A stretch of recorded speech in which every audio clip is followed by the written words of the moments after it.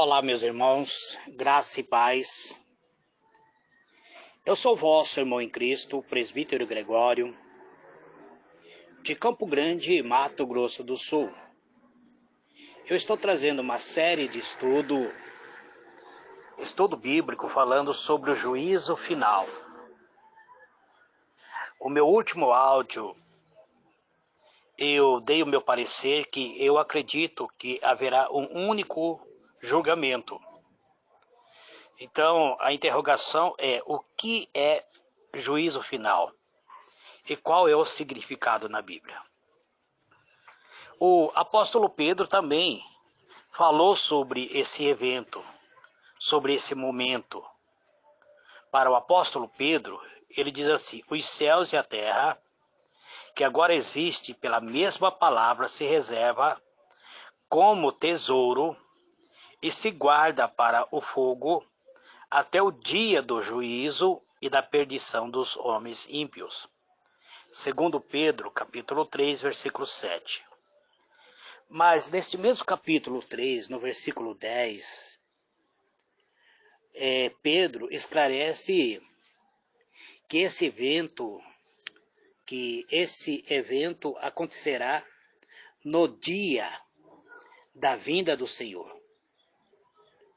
Um dia que pegará o mundo iníquo de surpresa, pois esse dia o Senhor virá como um ladrão.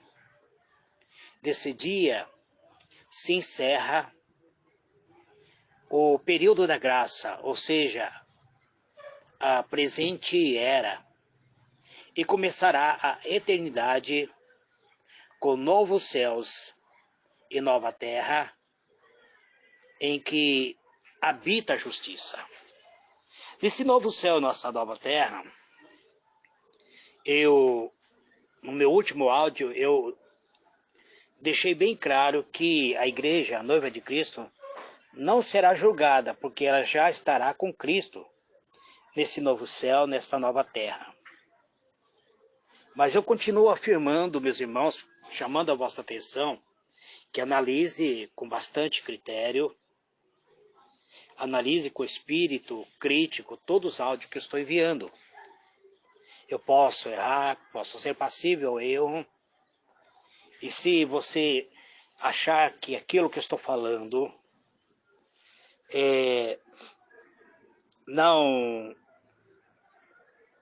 não está afirmado na palavra de Deus, então descarte. Eu estou trazendo o estudo, em forma de estudo.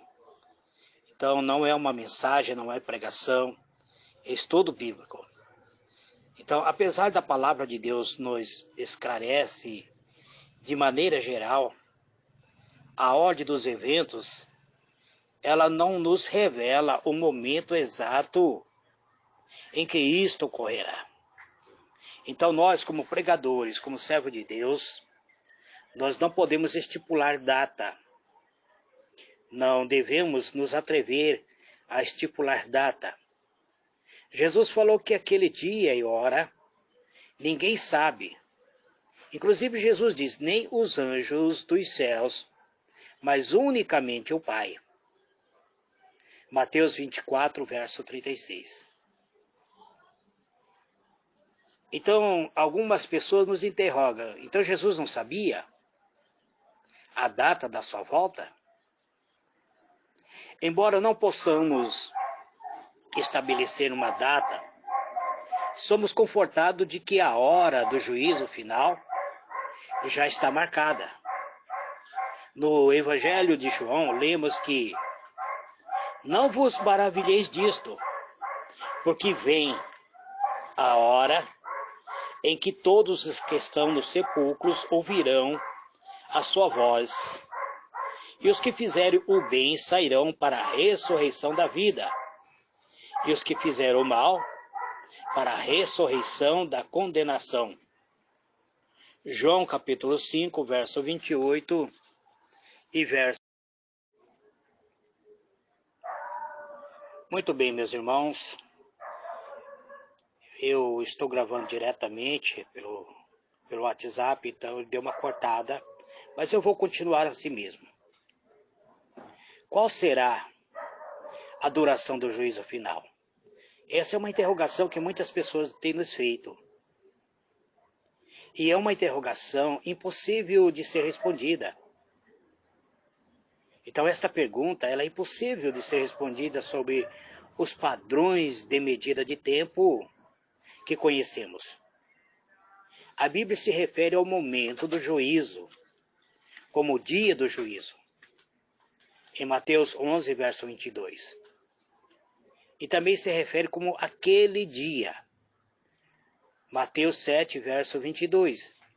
E livro de 2 Tessalonicenses 1, verso 10, e 2 Tessalonicenses 1, verso 2.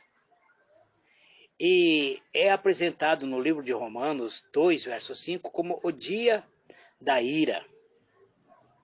Então, apesar da Bíblia deixar claro que se trata de um único dia de juízo, nós não sabemos como o tempo funcionará nesse momento.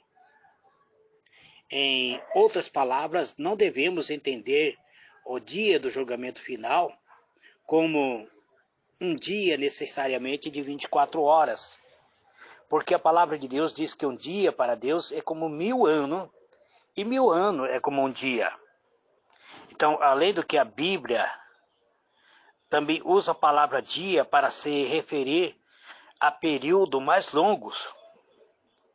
O importante é que haverá um tempo suficiente para que todo seja julgado, de modo que tal julgamento ocorrerá, ou tal julgamento acontecerá sem interrupção. Não haverá nada imprevisto que venha impedir esse julgamento. Não haverá recesso, não haverá adiamento. O julgamento final só terminará quando todos os ímpios estiverem no lago do fogo e o salvo acolhido na bem-aventurança de Deus. Então aí encerra seu julgamento. Uma das outras interrogações é qual será a duração que desse juízo, né? Então, como eu disse, essa pergunta ela é impossível. Não há como ser respondido. Não há como nos tentarmos entender isso. Mas o importante é que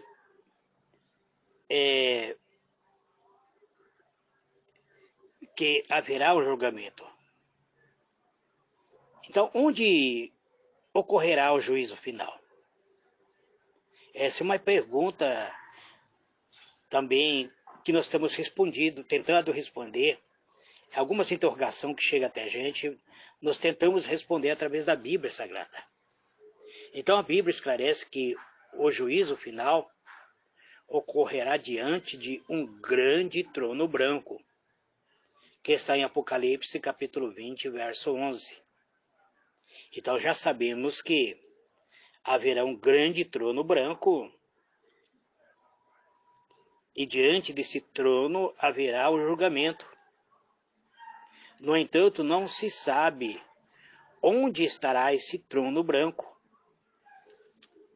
Não há como nós afirmarmos se estará no espaço ou aqui na Terra. Alguns estudiosos, eles sugerem que estará na Terra.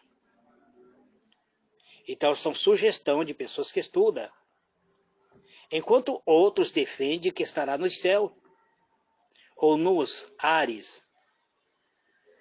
Os que se referem à Terra argumentam que seria mais lógico que o juízo final fosse aqui, considerando a ressurreição dos mortos. Já os que argumentam em favor das alturas, consideram que no livro de Apocalipse, o trono de Deus sempre esteve nos céus. Ou seja, o trono de Deus sempre esteve no alto céu. O trono de Deus, você sempre que estuda a Bíblia Sagrada, você vai ver que o trono de Deus está no céu e não na terra. Além de que dificilmente haveria lugar na terra para comportar todas as pessoas que já viveram desde que o mundo foi criado, de modo que se apresente todo junto diante do trono do juízo final. Então tem pessoas que defendem que haverá um mundo paralelo, ou seja, um mundo espiritual, não físico, mas já um mundo espiritual. Eu não posso afirmar nada disso, irmãos, porque a minha limitação me impede.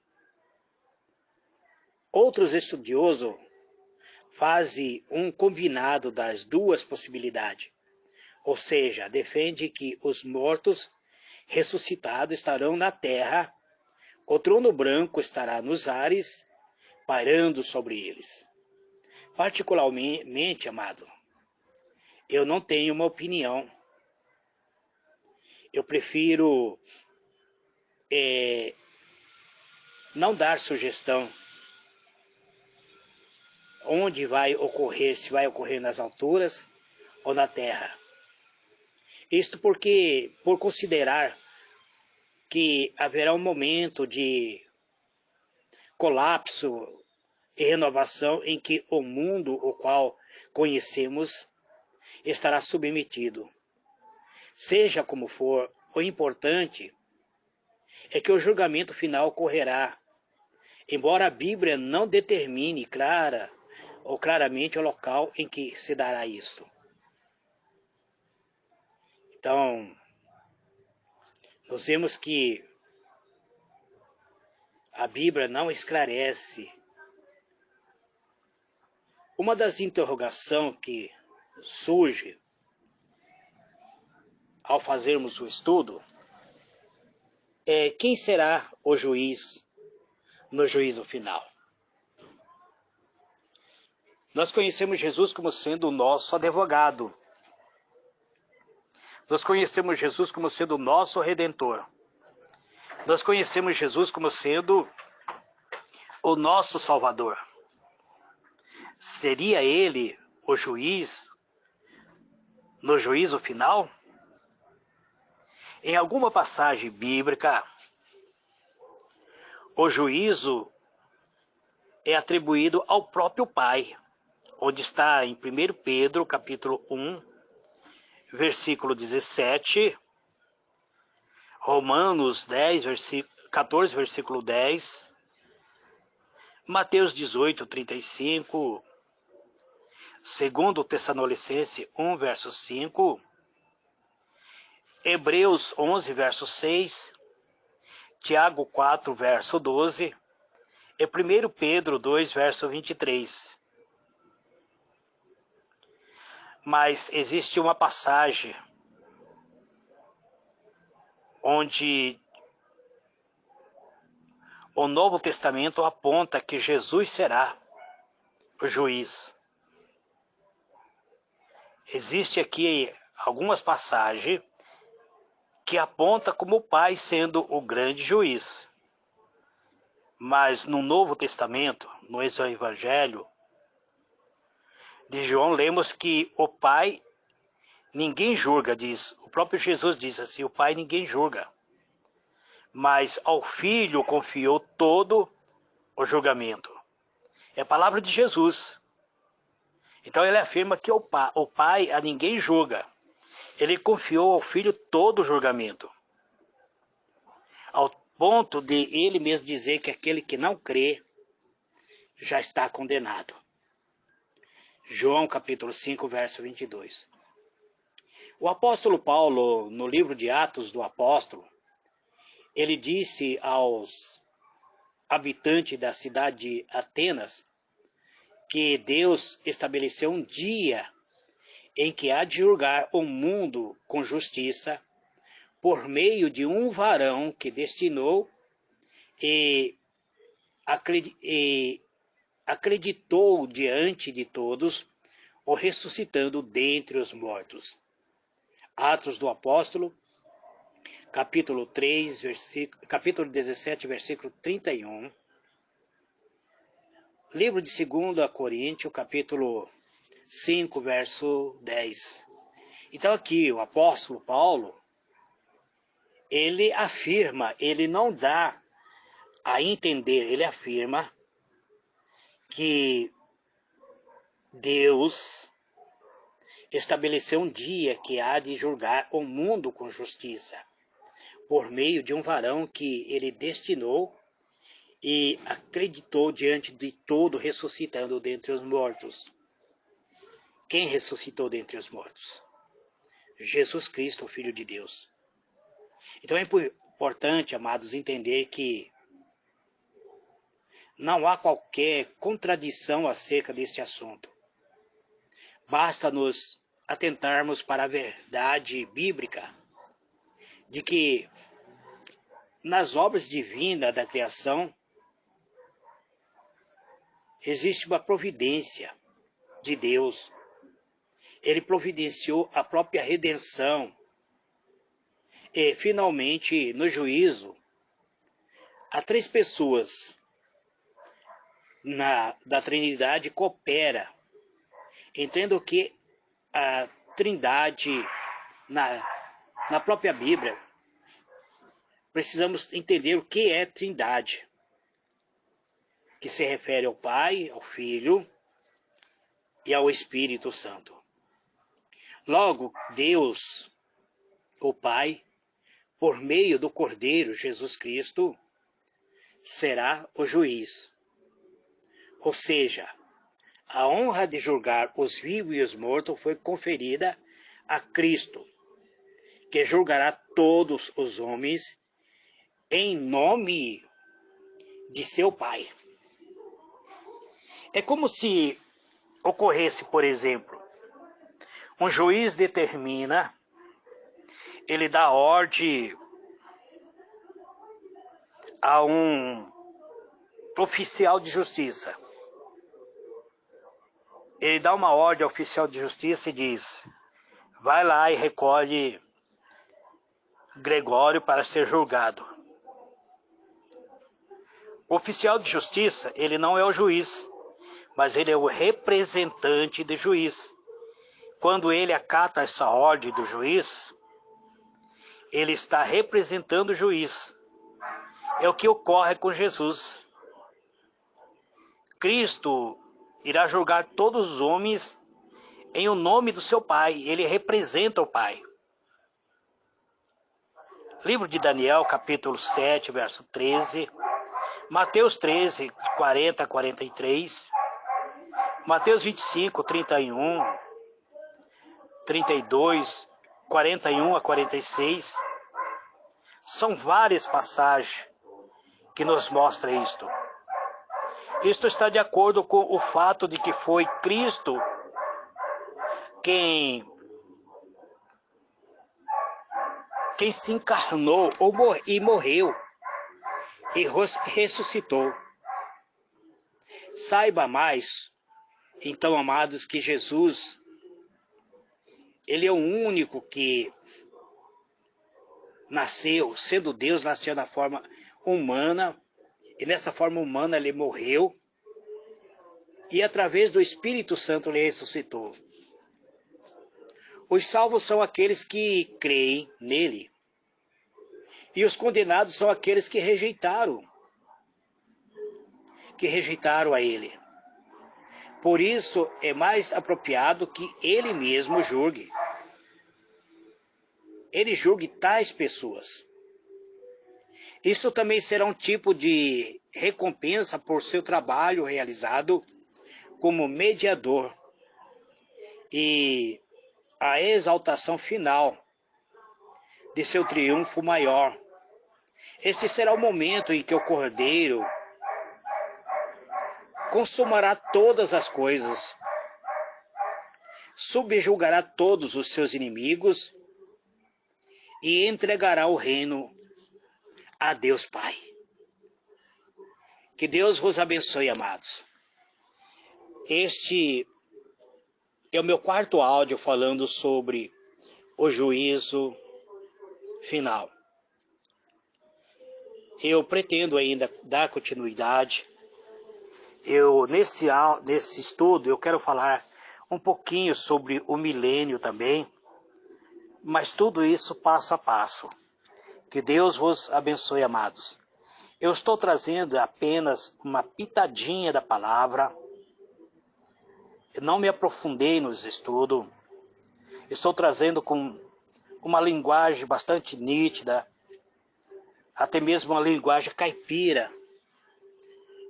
Não tenho usado termos teológicos para falar com vocês. Que Deus vos abençoe, fique na paz.